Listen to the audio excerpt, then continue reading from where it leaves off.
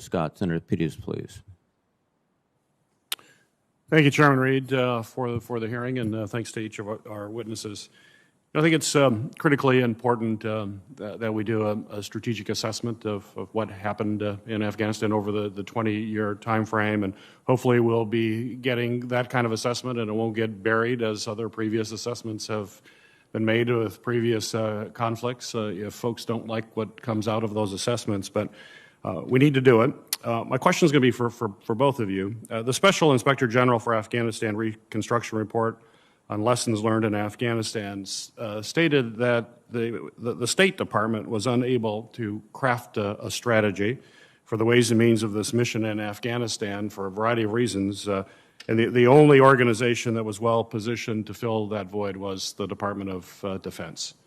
So my question to both of you, could you give me an assessment of our diplomatic efforts in Afghanistan, and what could we have done differently that would have been more successful over the span of years that we were there? Dr. Nasser, we'll start with you. Based on my experience, we did not have a diplomatic effort in Afghanistan for a very long period of time. I don't mean the embassy, but in the sense that there was very little diplomacy going on. The State Department was put in a position to do nation building, oversee irrigation, building electricity, helping with development of agriculture and the like. And I don't think the State Department was well suited for that mission, and therefore was not capable of achieving those goals, especially in a country like Afghanistan. So what should have been done differently? Well, I think we should have had a different approach to the agencies of the U.S. government that would be in charge of state building.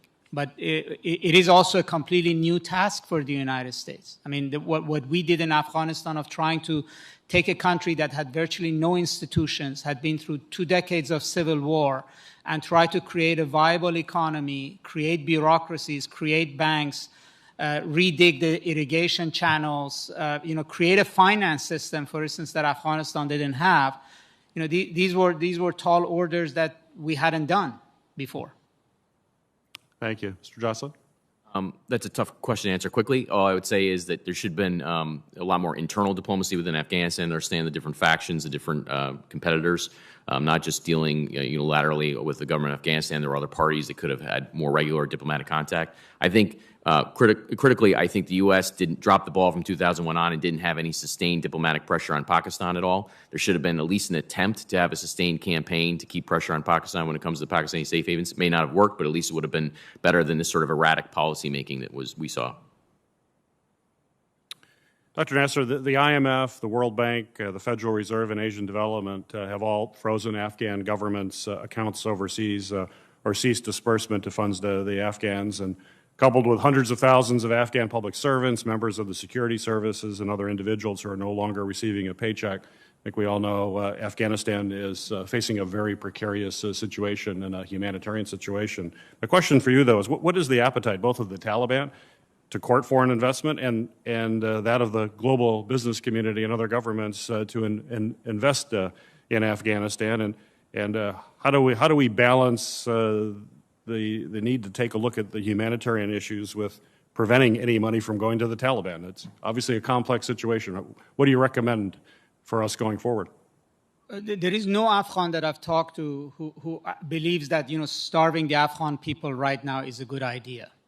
And although it's understandable why IMF and the World Bank will not give money to a government that hasn't been recognized internationally, but if the situation continues, the Afghan people will suffer.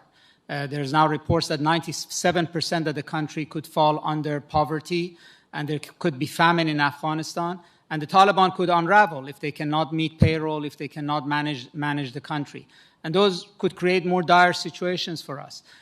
We have to work with other actors who are engaged in Afghanistan, from Qatar to Russia to China to Uzbekistan, etc., to come up with an economic path for that would not be supporting the Taliban's worst behavior, but would make sure that fundamental things like food and other humanitarian things would reach the Afghan people. Some of those could be done without giving them funds. It essentially requires direct aid in terms of food and other material for people of the country. Right. Thank you. Thank you, Mr. Chairman. Thank you,